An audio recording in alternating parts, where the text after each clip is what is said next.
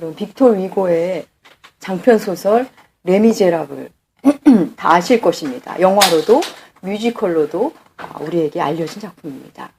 레미제라블이 무슨 뜻인지 아십니까 혹시? 이 레미제라블은 프랑스어로 불쌍한 사람들이라는 뜻입니다.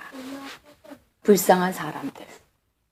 여러분, 불쌍하다는 형용사는 어떤 명사랑 어울립니까? 저희 가족에게 물어보니까 불쌍한 거지, 불쌍한 고아, 불쌍한 노인. 불쌍하다는 말은, 불쌍하다는 이 단어 안에는 아픔과 초라함, 궁색함 등 여러 정서가 담겨 있는 단어입니다. 오늘 본문에는 불쌍히 여겨달라는 외침이 나옵니다. 주여 우리를 불쌍히 여기소서. 성경 속에 제법 많이 나오는 말입니다. 오늘은 안못 보는 자들의 외침으로 나옵니다. 그들이 왜 이렇게 외쳤는지, 그리고 그들의 외침이 도대체 우리와 무슨 상관이 있는지 오늘 살펴보는 시간을 갖겠습니다. 신체 중 어느 특정 부위가 약하신 분들은 다른 부분이 남달리 발달되어 있는 경우가 많습니다. 앞을 못 보는 분들은 청각을 비롯해서 이렇게 분위기를 읽는 감각이 뛰어납니다. 또 청력이 약하신 분들은 촉각이 뛰어나기도 합니다. 그분들 역시 상황을 읽는 능력이 뛰어나신 분들이 많습니다. 오늘 본문 속 앞못 보는 두 사람도 그런 사람들입니다. 앞을 못 보는 이 두 사람은 어제나 오늘이나 크게 다를 바 없는 생활, 사람들에게 구걸을 하며 지내는 사람들입니다. 별다른 일 없이 사는 그들에게 어느 한날은 심상치 않은 분위기가 느껴집니다. 사람들이 웅성거리는 소리가 들립니다. 사람들의 술렁거림이 느껴집니다. 그 속에서 예수라는 이름이 들립니다. 그리고 그가 지나간다는 소리가 선명하게 들려옵니다. 그렇지 않아도 한번 꼭 만나고 싶었던 사람입니다. 예수가 누구의 나병을 고쳤다는데, 아니 죽은 사람도 살렸다는데 한 번만 만나봤어요. 두 사람은 예수에 대한 이야기도 많이 했습니다. 그러던 차에 예수가 나타났답니다. 두 사람은 예수가 지금 이곳에 오고 있고 자신들에게 가까이 왔음을 직감하고 소리 지르기 시작합니다. 온 힘을 다해 부르짖습니다. 두 번 다시 올 수 없는 기회. 체면이고 뭐고 없습니다. 아니, 장애를 가진 이후부터는 체면이고 뭐고 없는 삶을 그동안 살아왔습니다. 그들은 부르짖기 시작합니다. 여러분 같으면 이런 상황에서 뭐라고 부르짖으시겠습니까? 성경은 이들이 주여 우리를 불쌍히 여기소서라고 부르짖었다고 두 번이나 말해주고 있습니다. 비록 앞은 못 보지만 팔과 다리는 멀쩡했기 때문에 두 손으로 허공을 헤치면서 사람들 틈에서 헤쳐나가며 소리를 지릅니다. 얼마나 열심히 소리를 질렀는지 주변 사람들이 좀 조용히 하라며 잠잠하라며 짜증을 내고 꾸짖습니다. 저들에게야 가끔 겪는 시끄러움이지만 이 두 사람에게는 목숨을 건 부르짖음입니다. 그깟 꾸짖음에 멈출 그들이 아닙니다. 그들은 온 힘으로 소리 지릅니다. 허름한 옷에 밥도 제대로 못 얻어 먹었을 사람인 것 같은데 그렇게 잠잠하던 사람들이 어디서 그렇게 힘이 나왔는지 계속 끊임없이 소리를 지릅니다. 다윗의 자손 예수여, 다윗의 자손이여 우리를 불쌍히 여기소서. 그들의 외침이 드디어 예수님의 귓가에 닿았습니다. 예수님이 가던 길을 멈추고 그들을 부르십니다. 두 사람은 허겁지겁 주님께 나아옵니다. 소리 지르느라 숨이 턱까지 닿아 있는 그들에게 주께서 물으십니다. 너희에게 무엇을 하여 주기를 원하느냐? 순식간 주변이 조용합니다. 두 사람은 말합니다. 주여, 우리의 눈뜨기를 원합니다. 그들이 원하는 것은 단 하나, 보는 것. 그것이 그들의 소원이었습니다. 그들의 소원, 다른 사람은 이미 다 갖고 있는 것, 다른 사람에게는 전혀 소원이 아닌 그것, 보는 것, 그것이 그들의 소원이었습니다. 주님은 그들을 불쌍히 여기사 그들의 눈에 손을 대시고 그들을 보게 해주십니다. 주님이 행하신 여러 치유 기사 중 오늘 본문 역시 매우 유명한 본문입니다. 주님께서 앞못 보는 자를 보게 하신 기적. 불쌍히 여겨달라는 그들에게 정말 주님도 불쌍히 여기셔서 그들을 보게 하셨습니다. 주여 우리를 불쌍히 여기소서라는 그 위대한 외침이 그들의 인생을 바꿔놓았습니다. 불쌍하다는 말은 매우 초라하고 다소 구차한 표현입니다. 앞못 보는 이 두 사람은 지금 자기들을 불쌍히 여겨달라고 주님께 외치고 있습니다. 그런데 여러분, 이 불쌍하다는 말은 누구에게 하느냐에 따라 매우 달라진다는 거 아십니까? 불쌍하다. 이 말을 자기 자신에게 한다고 한번 생각해 볼까요? 자기 자신에게 계속 자기를 불쌍히 여기면 자기 연민이 됩니다. 자기 연민은 우울증을 부릅니다. 나는 내 인생이 너무 불쌍해. 난 나의 처지가 너무 불쌍해서 서럽고 힘들어. 이렇게 자기 연민에 빠지기 시작하면 자기를 제외한 다른 사람은 다 행복해 보입니다. 나만 제일 불행해 보입니다. 그래서 곧 우울증에 빠지게 됩니다. 그렇습니다. 불쌍하다는 말을 자기에게 자꾸 하면 무력해지고 우울해집니다. 그런데 이 말을 타인에게 한다고 생각해 볼까요? 타인에게 나 좀 불쌍히 여겨달라고 하면 또 어떨까요?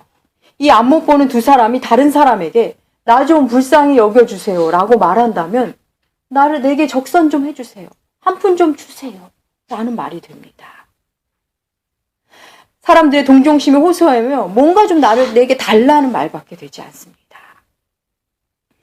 사람들을 향해 나를 불쌍히 여겨주세요 하는 말은 상대를 갑의 자리에 데려다 놓는 것입니다.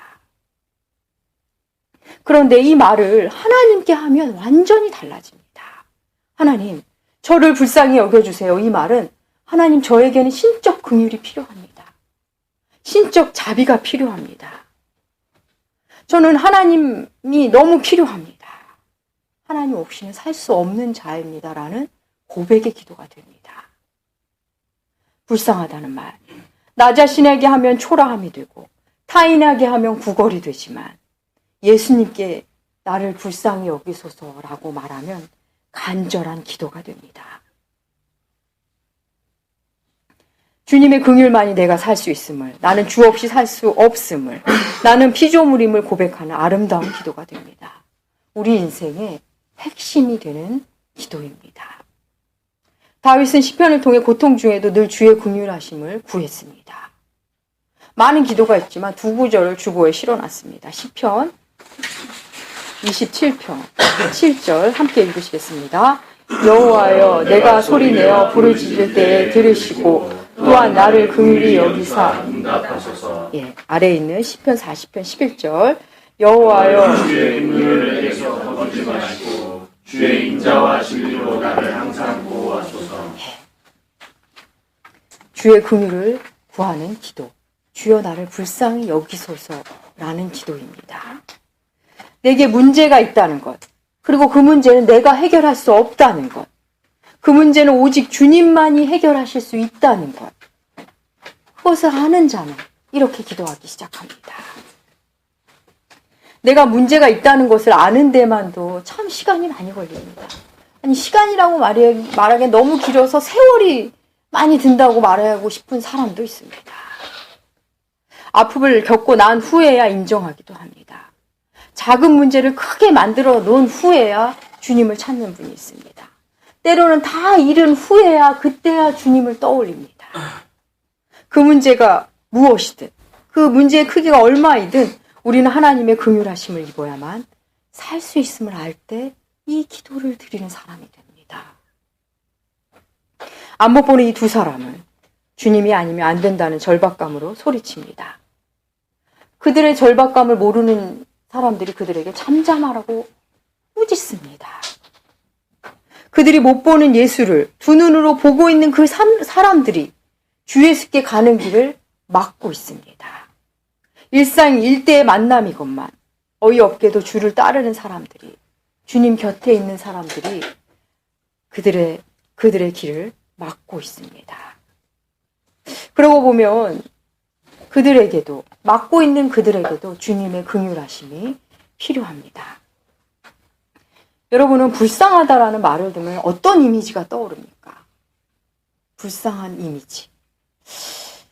아이가 한겨울에 손이 부르트고 콧물을 흘리고 허름한 옷을 입고 콧물을 흘리며 먹을 것을 주워 먹는 모습.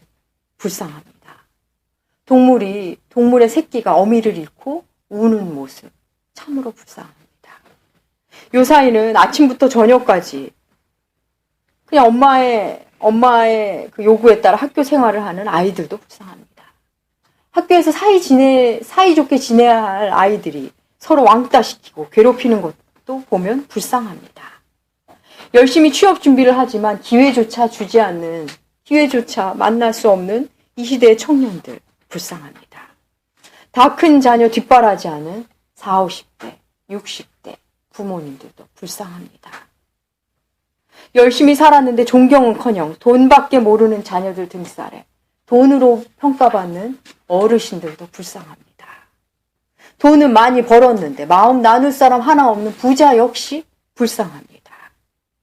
과거의 상처에 묶여 현재를 살지 못하는 사람들도, 또 오로지 미래만 바라보며 살고 오늘을 살지 못하는 사람들도 불쌍합니다. 불쌍한 사람들 이야기하자니 한도 끝도 없을 것 같습니다. 이리저리 둘러봐도 가엾고 불쌍한 사람들 투성입니다. 피조물은, 근데 하나님의 사랑 속에서 살아야 하는 피조물이 신라건과 함께 불쌍한 존재가 되었습니다. 그래서 이 땅 어느 누구도 하나님의 긍휼이 필요치 않은 사람은 없습니다. 하나님으로부터 불쌍히 여김을 받아야 합니다. 지난주 김영삼 전 대통령의 장례식이 있었습니다. 그리고 우리 교회 김태엽 집사님 할아버지의 장례식도 있었습니다. 한 시대 한 나라의 가장 높은 자리라고 할 수 있는 대통령을 지낸 사람도, 그리고 힘겨운 시대를 온몸으로 살아낸 우리 이웃의 어르신도 이 땅을 결국 떠납니다. 가끔은 노인의 뒷모습만으로도 마음이 아파올 때가 있습니다. 고집스러운 사람을 만나고 올 때면 그 고집스러움에 마음이 지치고 또 마음이 아플 때가 있습니다. 사랑하는 사람의 절망을 바라보는 그 사람의 아픔, 또 자녀의 성장통을 곁에서 지켜보는 엄마의 고통, 또 시간이 흐른 뒤에 알게 되는 그런 아픔도 있습니다. 그때는 내가 몰라서 헤아려 주지 못했구나 하는 지나간 아픔들도 있습니다. 저는 이번에 우리 김 집사님 할아버지 빈소에 다녀오면서 아버지를 떠나보내시는 집사님의 아버지, 그분이 얼마나 마음이 아프실까 생각했습니다. 그러면서 그 아버지를 떠나보내는 아버지를 바라보는 김 집사님의 마음도 얼마나 아플까, 이런 생각을 잠시 했습니다. 그러면서 저는 저의 어머니와 아버지 생각이 났습니다. 내 어머니 아버지도 당신들 어머니 아버지가 돌아가셨을 때 참 많이 아프셨을 텐데, 내가 그분들을 보내드릴 때 참 아팠듯이 내 어머니 아버지도 그런 아픔을 갖고 있었을 텐데 전혀 생각해보지 못했구나 하며 뒤늦게 그분들의 아픔을 떠올려 보았습니다. 그러고 보면 우리 모두는 불쌍한 사람들, 레미제라블들입니다. 창조주의 긍휼이 필요한 사람들입니다. 우리는 모두 그렇게 긍휼함으로 연대감을 만들어갈 수 있습니다. 연대할 수 있는 존재들입니다. 언젠가 우리가 나누었듯이 긍휼의 어원은 어머니의 자궁을 의미합니다. 그래서 어떤 분들은 그렇게 풀이합니다. 긍휼은 한 모태에 있었던 자들이 나누는 감정이다, 이렇게 말하는 분도 있습니다. 불쌍히 여김, 기쁨보다는 슬픔 속에서 우리는 그렇게 연대감을 느낍니다. 동시대를 살며 같은 정치적, 사회적 배경 속에 살고 있다는 것만으로도 사실은 우리는 연대감을 느낍니다. 그래서 오늘 본문 속 외침 속에서 우리를에 주목하고 싶습니다. 주여, 우리를 불쌍히 여기소서. 이제 우리의 기도는 나를 불쌍히 여기소서에서 우리를 불쌍히 여기소서로 옮겨가야 합니다. 청력을 잃은 분들과 함께 예배를 드리는 목사님께 들은 얘기입니다. 그 교회는 거의 듣지 못하는 분들이 모여서 예배 드리는 공동체입니다. 그 교회 한 집사님 이야기입니다. 그분이 어렸을 때 일이랍니다. 우리나라에 처음으로 이제 TV가 공급되던 시절, 흑백 TV죠. TV가 방송이 저녁에만 하던 시절입니다. 아버지가 TV를 사서 TV를 사오셔서 저녁마다 온 가족이 모여서 TV를 봅니다. 그런데 이분은 듣지 못하니까 누군가 얘기를 해줘야 했습니다. 근데 이분에게는 남동생 둘이 있었습니다. TV 프로그램을 보면 동생들이 노트에다 이렇게 내용을 적어서 보여줬습니다. 그걸 보면서 화면을 보고 이렇게 TV를 보았습니다. 그러던 어느 날 어머니 아버지가 이제 일하러 나가시고 오후에 저녁에 삼형제가 TV를 보고 있었습니다. 코미디 프로를 하는데 동생들이 너무 재밌게 보고 있습니다. 그래서 적어달라고 노트를 주는데 안 적어주는 겁니다. 그래서 막 형이 화를 냈습니다. 처음에는 부탁을 하다가 나중에는 화를 냈습니다. 그런데 이 동생들이 형을 무시하고 자기네들끼리 배꼽을 잡고 있는 겁니다. 형이 아무리 화를 내도 공책을 들이대도 해주질 않습니다. 형이 갑자기 밖에 나가서 어디선가 몽둥이를 들고 와서 TV를 부셨습니다. 다들 놀라고 그 순간이 수습됐습니다. 밤이 되어 아버지가 퇴근하셨습니다. 부서진 TV를 보고 깜짝 놀라하는 아버지에게 동생 2명이 다가가 낮에 있었던 일을 얘기하며 형을 일렀습니다. 아버지가 회초리를 가져오라고 말합니다. 동생들이 쪼르르 달려가 회초리를 가져왔습니다. 삼형제가 아버지 앞에 있습니다. 아버지가 동생들에게 종아리를 거두라고 합니다. 그럼 말씀하십니다. 형이 아니었다면 너희가 듣지 못했을 것이다. 형이 너희 대신 못 듣는 것이다. 그러면서 동생 둘에게 회초리를 대셨습니다. 참으로 아름다운 판결이고 위대한 판결이라고 여겨집니다. 사랑하는 여러분, 누군가의 고통을 바라보시며 내가 그 고통을 당하지 않아서 참 다행이다 라고 생각하십니까? 아닙니다. 그 고통이 어쩌면 내 것이었을 수도 있습니다. 그가 감당하지 않았다면 우리에게 돌아왔을지도 모릅니다. 누군가 장애를 갖고 누군가 불행 속에 사는 것, 그 고통과 불행이 어쩌면 내 것이었을 수도 있습니다. 그 못 듣는 형제에게도 하나님이 긍휼이 필요했고, 듣지 못한 채 자기밖에 듣고는 있지만 자기밖에 모르는 동생들에게도 하나님의 긍휼이 필요합니다. 초대교회 전통에 예수 기도라는 것이 있습니다. 짤막한 기도문을 반복하여 드리는 기도입니다. 기도의 내용은 이렇습니다. 주 예수 그리스도 살아계신 하나님의 아들이시여, 나를 불쌍히 여기소서. 이 기도를 반복하는 것입니다. 주님, 저를 불쌍히 여겨주세요. 저는 주님의 은혜가 필요한 사람입니다. 라는 기도입니다. 여러분 한번 따라해 볼까요? 주 예수 그리스도 살아계신 하나님의 아들이시여, 나를, 시작. 주 예수 그리스도 살아계신 하나님의 아들이시여, 나를 불쌍히 여기소서. 예. 아기 예수의 탄생을 기다리는 대림절이 시작되었습니다. 우리는 이 대림절 기간 동안 이 예수 기도를 할 것입니다. 일상 속에서 이 기도를 드릴 것입니다. 주 예수여, 주 예수 그리스도 살아계신 하나님의 아들이시여, 저를 불쌍히 여기소서. 우리를 불쌍히 여기소서. 마음을 담지 않고 한다면 주문에 불과할 것입니다. 하지만 마음을 담아 간절히 기도한다면 입 밖으로 이 소리를 내지 않아도 위대한 외침, 간절한 기도가 됩니다. 긍휼을 영어로 compassion으로 번역하곤 합니다. compassion. 여기서의 com이라는 접두어는 함께라는 뜻입니다. 그래서 compassion은 함께 고통을 느끼다, 함께 고통을 나누다라는 의미가 됩니다. 예수 그리스도는 우리의 고통 속에 함께 하시기 위하여 이 땅에 오신 분이십니다. 사랑하는 나무교회 교우 여러분, 우리가 주님께 이렇게 해주세요, 저렇게 해주세요 하는 기도 속에 과연 주님 나라를 위한 기도가 얼마나 있었을까요? 자신의 욕구를 이런저런 명목으로 표장한 기도는 아니었을까요? 우리가 죽게 할 수 있는 가장 아름다운 기도는 주님, 우리를 불쌍히 여겨주시옵소서. 그 기도 아닐까요? 내 자신의 삶에 대한 기도는 물론이고 동시대를 사는 불쌍한 사람들을 위해 올려드려야 할 기도입니다. 앞뒤 안 가리는 살생으로 전 세계를 불쾌하고 두려움에 떨게 하는 IS. 머물 곳 없어 헤매이는 가여운 난민들. 자본주의에 희생당한 해고 노동자들. 그리고 우리 시대 대한민국의 희생자인 세월호 희생자와 그 유가족들. 시위 현장의 시위대들과 이들을 막고 있는 경찰들. 모두 주님의 긍휼이 필요합니다. 주님의 긍휼이 아니면 도무지 답이 없는 척박한 시대입니다. 우리는 주님의 불쌍히 여기심이 필요한 모두 레미제라블입니다.